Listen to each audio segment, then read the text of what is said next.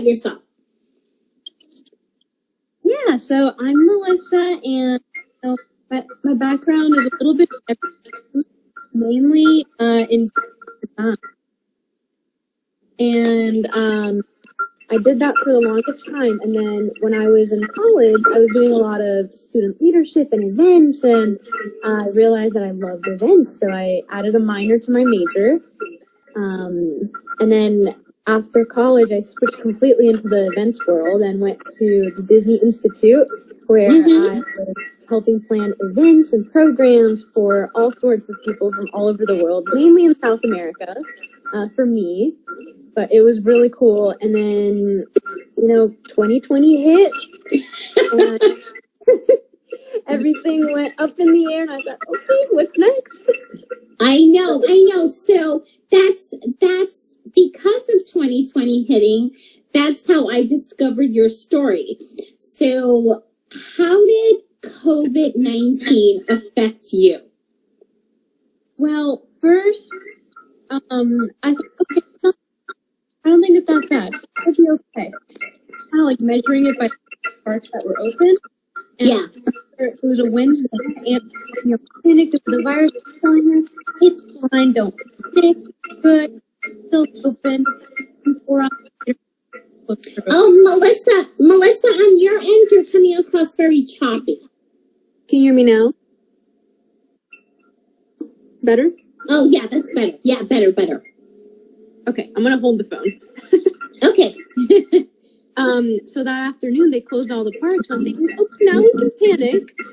We were sent to work from home, which, everyone thought was only for a little bit. But on the last day in the office, I actually took all my stuff home just because I didn't want it sitting there. I didn't think I wasn't coming back. Yeah. Then we got furloughed, and I thought, okay, this is serious. This is going to be in for the long run. COVID messed up my sleep schedule. I've always been a night owl. I didn't have that work schedule to keep me, wake up at a certain time, go to bed at a certain time. So I got to a point where it was 3 a.m. and I was sitting there just thinking, okay, what do I do? Started going through the Chrissy Teigan cookbooks, which I wouldn't have without COVID. And then she doesn't really have dessert, so I thought, okay, I love dessert. It's going to take up my time. Or because of COVID, I decided to learn macarons. Little did I know I was going to pick it up so quickly, and I was posting on my personal Snapchat about it, just, sending it back and forth to my friends. One of them then asked me, hey, can I pay you to make $150 for a bridal shower in August? This was back in early May, and I was like, yes. I had no idea what I was doing. I thought, okay, I'm going to take summer to learn. Right? And so if it wasn't for COVID, I would have never learned. I know. And that's actually what I love about your story. Is that, first of all, I mean, the background of, obviously, I'm a former cast member, so being part of the Disney family, right, it's just like the happiest place on earth, like nothing bad will ever happen. But then the fact that you took up something that, was hard, you thought was going to be hard to learn, and you turned it into a business. So was the order of 150 macaroons for the shower like the aha moment for you to launch Sweet Creations by Melissa? Yeah, that was kind of the moment where I thought, okay, maybe I can sell these. Maybe this could be a thing. And I keep going back to my friend. I'm like, thank you for that. Thank you. If it wasn't for you, I don't think I would have made it this far. Right. And how did you learn how to make them? Did you Google a recipe? Like, what was that process like? I spent about 3 to 4 weeks reading recipes from a lot of different places, a lot of different countries, watching videos, and then just kind of taking notes. And the main ingredients, sugar, egg whites, and almond flour. I thought, okay, so from there, it's just kind of finding that balance in between the 3 of them. Yeah. But then as I'm making them, I realized weather is a big thing. If it rains, it's not going to be pretty. If it's humid, it's not going to be pretty. And I'm in Florida. I started learning in the middle of the summer. That was an adventure because I'll give you I haven't posted this picture, but I put in one tray over the summer. It came out beautifully. Put in the second tray, but as I'm putting it in, it started raining. It came out wrinkly. All of them. Wow. Craziest thing. That's so interesting. So weather affects baking. Who would have thought? Not me. And altitude does too. So I'm thankful I'm at sea level, or else everything would have to be changed. Oh my goodness. Oh my goodness. Now, I know that, so after your first big order, how did you start promoting your desserts? So I actually launched July 27th, but I had everything done from the start of July, and I was just waiting for a day where I felt it was good. Didn't have a planned day. I just kind of woke up that day, today's a good day. We're going to go for it. And I started, and less than 30 minutes later, I had several friends ordering and asking, how do I pay you? And I'm thinking, oh, I didn't think I'd get this far this quick. Give me a moment. So you do everything through Square, and I didn't really have a process for myself. I thought I'd maybe get 3 orders in a month. No, that was not the case. So I had to take a couple months to just trial and error. Like 1 week, I would have communication on multiple different days, and I found out I wasn't getting as much response. So I'm like, I toned it down, but then someone would order again and be like, hey, is this okay? Like, are we still doing something? Okay, so a balance between the two. And then kind of finding that rhythm within the week to make sure I have some sort of structure, because I'm also doing my master's program. Right. Yeah. So how, out of all the platforms, because I found you on LinkedIn, that's where you shared your story. And I was just like, oh my God, this is amazing. So then I started following you on Instagram. So what other, you mentioned earlier that you also use Snapchat. So what other platforms do you use to promote your business?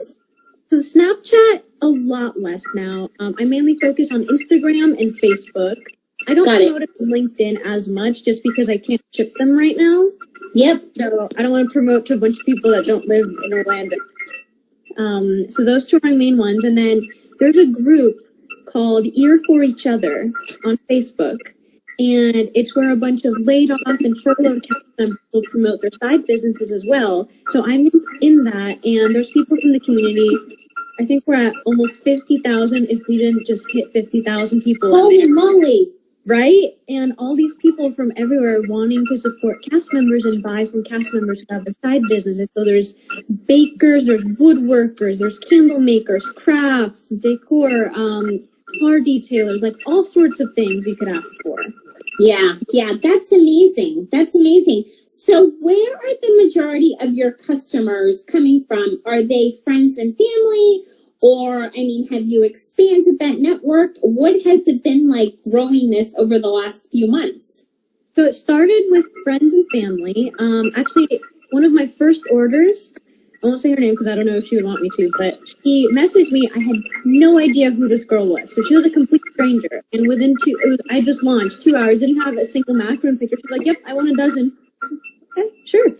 So then people will then post on their social medias and tell their friends. So it's been very organic. I haven't really paid to advertise anywhere, which has been nice. So at an organic pace, I've been able to kind of structure everything and see what I can improve on it. Yeah, no, I love it. I think it's awesome. And I love the fact, so I love sweets. So I love that the business that you launched is all about desserts. So you started in July, so it's been close to, a few months. And when you look ahead to 2021, what's next? Well, definitely improving the process to make sure I can do more for people. It's going to be great come August because I will have finished my master's program, so I'll have more free time. And I had an order, a very special custom order. They ordered 6 different characters, which I'm debuting one at a time right now. Tomorrow's the last one. Yeah. So more shapes. I have a few orders for new shapes in January. So I'll probably save the characters and do another series later on. So that's been fun. And then just testing new flavors because I've learned so much about how you can take. I don't like to use any extracts really. Yeah. So I'll use for my passion fruit or my mango, for example, I'll actually use the passion fruit or mango pulp, and I'll turn it into a filling instead of using like a tiny little drop of extract. Yeah. That's experimenting more with that. That's interesting. So the characters that you've been launching, I saw the mini ones today. They're precious. So let me ask you a question, not to get too technical, just in terms of your baking secrets, but how do you get them? Is it like a mold? Because they're flat versus your round ones. How do you make them? So, I eyeballed it. So I agreed to this order, and I thought, yeah, I can do that. And I'm like, yes, Melissa, you can do this. Don't worry, you'll figure it out. And thankfully with graphic design, I was able to do my own little like stencil, kind of like on a macaron mat, how you have circles. And I made my own stencils, and I put them underneath. And I thought, okay, I'm gonna label the color so I know which color goes where, especially with the stitch one because of all the blues. Yeah.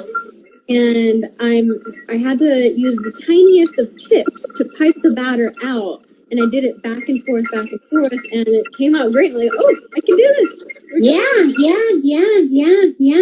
That's great. That's amazing. It's very, very, very impressive. It's really a few impressive. months ago, I tried to do a shape. I tried to do a heart, and it turned out like a form blob.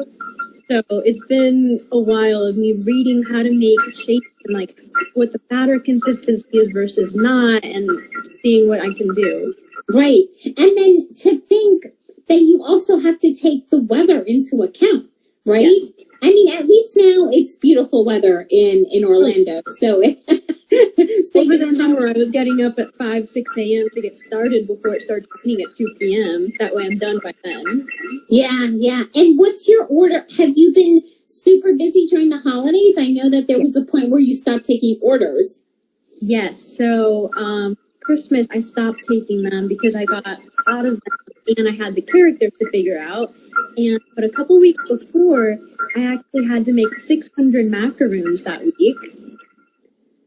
And it was an insane week. I have my craft shop as well, and I had several custom orders that I needed to get through that week as well. And it was finals for my master's class, and so everything just fell at once. But if it wasn't for my parents' support and my boyfriend's support, I would not have made it through that. And some family friends, they all like joined in and helped. Even my old coworker, because I had a tent donated to me for this event that I did. 200 masters that day, and it doesn't fit in my car, at least the box. I haven't tried it without the box. So he has a truck, and he was very nice and came to grab the tent and take it for me. Then my boyfriend helped the entire time. My mom was helping, making sure that I had everything I needed that week, and then the family friend was there kind of like helping wherever she could. Yeah. That's awesome. Well, look, I can tell you that from someone who has been observing and following your story, it's congratulations, because I think it's been awesome. And hopefully one day, if I make it to Orlando, I will place an order that I can pick up. You don't ship. Or who knows, maybe by that point, maybe before then, I'll start shipping. That's definitely a big research. They're super fragile. I accidentally knocked one of the containers against the fridge door yesterday. Yeah. Broke a bunch of them because they're that fragile. Yeah. Oh my goodness.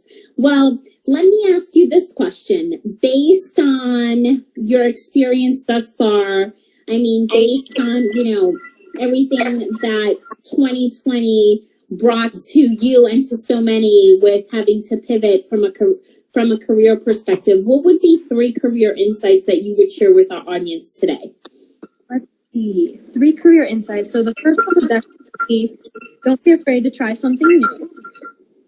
I started baking with a $20 handmade Target, and in February, before everything happened, my coworkers were there. They would you with a running joke. I was making essential food groups because I was lucky if I had my fridge. I don't really like eggs, and then I didn't really like butter either. But now I'm 30 packs of eggs from Target. I love it. I love it. And then the second one would be everything happened for a reason. If it wasn't for COVID, getting furloughed, I wouldn't have started baking. I wouldn't have met so many people. And it's just a way to express myself in art form. So it's very exciting. And then the third one is Google's your best friend. You can learn so much from just researching and typing different questions into Google. I was typing macaroon batter, how to macaroon, or like what all flowers best, all different questions I had, and multiple different sites out with different answers. So I was doing a lot of research how the best, what the best process is. Yeah, that's great. Now, do you think that you're going to expand beyond macaroons? I don't know. I left the ended. Everything had in mind. Yeah. It's nice right now because I cater to people who have those allergies. Like, it's gluten-free, it's dairy-free. There are nuts in taking out the nuts, and I have a taking out the egg milk. So if to expand, I'd want to be able to, provide to people who have those allergies, because I have a friend who's allergic to nuts, one who's allergic to eggs, and then one who's really and a dairy allergy. So inspired me to get desserts that they have, because they can't have a lot of delicious desserts. Right. Yeah, it's interesting, right, to think about as you're looking ahead to what may be next beyond your macaroons. Right. I don't bake anything else, so all my macaroons. Oh, got it. Yeah. Got it. And what are you getting your master's in? Hospitality and tourism management. I'm back at UCS. Yeah. So it's nice. So actually, before bachelor's, I met with the director of the program at the time. Said, I've had a conversation. Feeling I'm going to see you again. Okay, sure.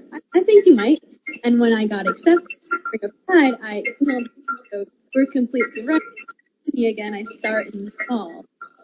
Wow, that's amazing. That's awesome. That's great. And you'll be done in August of 2021, you said? Yes, thanks to Disney Aspire, I was able to become a full-time student. And I don't have Disney Aspire anymore, but while I was furloughed, I added on more classes. And I now only have 4, where if I had not had classes then, I would have 7 to 8. So again, going back to everything happened for a reason. Yeah, no, for sure. You know what? I believe that we actually had a guest who was on earlier this week, who one of her career insights was, whatever's for me will find me. And I think it's similar to what you're saying right now, that, everything happens for a reason. I guess we all have to trust the process, whether we like it or not. And I'm just super, super excited to just watch your journey and, cheering you on from this side, because I think that you have an incredible story, and I'm really glad that you took the time today to share it with us. Thank you so much. Thank you for having me. I'm excited to close out the year with you. I know, that's how I feel. I'm closing out the year with Melissa. We're going to celebrate her success. And you know what? Not everything in 2020 was awful. You've launched a business, and you've been successful to date. And today you shared your story. So we're closing off 2020 on a feel good note. So thank you so much for your time, Melissa. I really, really appreciate it. Yeah. Congratulations on all of your success. Thank you everyone for watching and continuing to support this platform. We're excited that we will be back next Tuesday as we head into 2021 with more guests. So I hope, Melissa, hopefully maybe we can check in next year with you again. But thank you everyone for your support. Happy New Year, Melissa, and everyone tuning in. And we'll see everyone in 2021. Yes. Bye. Okay. Bye.